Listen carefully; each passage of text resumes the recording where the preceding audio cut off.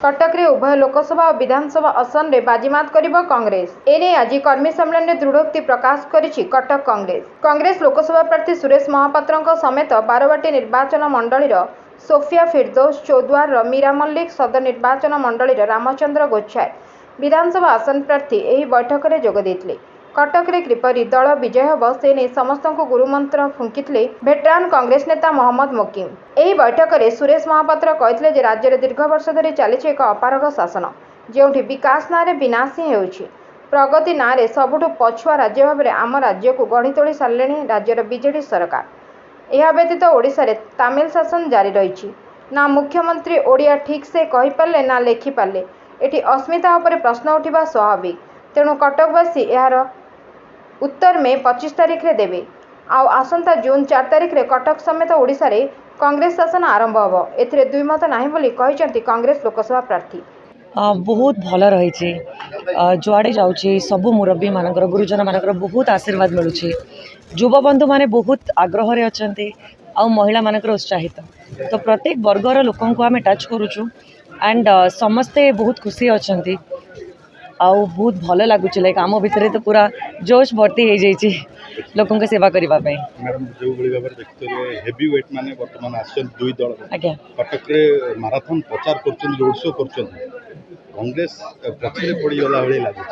आज्ञा आमे हेलु कटकवासी आमे ही लोकों पाखे पहुँचबू। आमे भी चाहिए बाहर गोटे स्टार नहीं पलि आसबू किंतु से स्टार एवं आसब काली पलैब तो आमर दायित्व से सबू जिनस न करिकी बरং आमे डायरेक्टली आमर विजन आमर जहाँ कार्यक्रम ताकू नहीं कि प्रत्येक घरे आमे पहुँचुचु आमर पुराना कामर रिपोर्ट कार्ड नहीं कि पहुँचुचु ताकि लोक मैंने निजे जानवे निजे परखिबे कारण लोक मैंने मो सांगे काम करेंगे से स्टार कैंपेनर कि बॉलीवुड हो कि हॉलीवुड रू के भी आसीगले से सांगे काम करेंगे ना।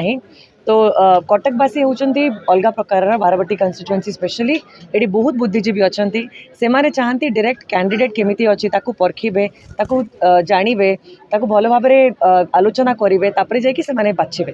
आज जो कर्मी सम्मेलन रहुला चौद्वार बारवाटी कटक एवं सदर समस्त प्रार्थी मैंने आम आसीलु मुकिम दादा नेतृत्व में मीटिंग होता एवं आगामी दिन में केमती कार्यक्रम रहिबो से विषय से किसी सूचना देले एवं आमे जेते जेते लोकों सहित मिसुचु एथर तो गोटे आश्चर्यजनक भाव में लोक परिवर्तन चाहिए लोक चाहिए जे केमती आमे जो प्रार्थी आम पाखे रहीकि आमर काम आमर सुख दुख रहिबो आमे ताकू बाछिबू एवं युवपीढ़ी को बहुत लोक संख्यार ग्रहण करुँच आमको सोफिया भौणी हूँ मुझे कि आम भाई राम भाई हूँ आमको लोक मान समर्थन बहुत मात्रा मिलूँ एवं आम आशायी पूर्ण मात्रा आशायी जे निश्चिंत भाव में आम रण जो रही बैतरणी आम पार करूँ और विजयी हेबू निश्चिंत। केवल कटक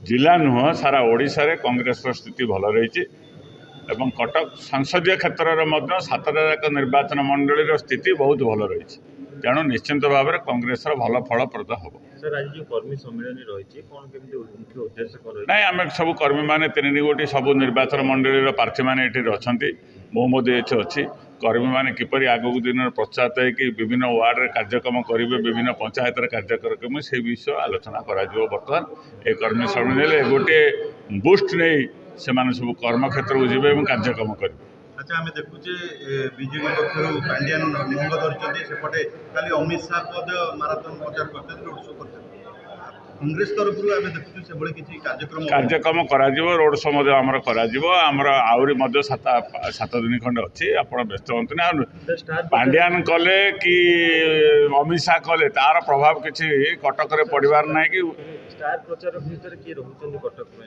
आसवाई योजना करा स्टार प्रचार प्रियंका गांधी भी आसपारती कार्यक्रम करें कटक बालीजात्रा पड़िया मीटिंग हो पाए से डेट तारीख करा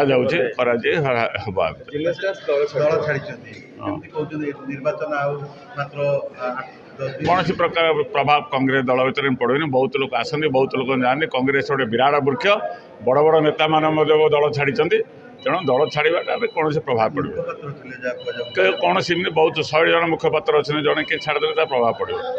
ब्यूरो रिपोर्ट 51 न्यूज एजेंसी।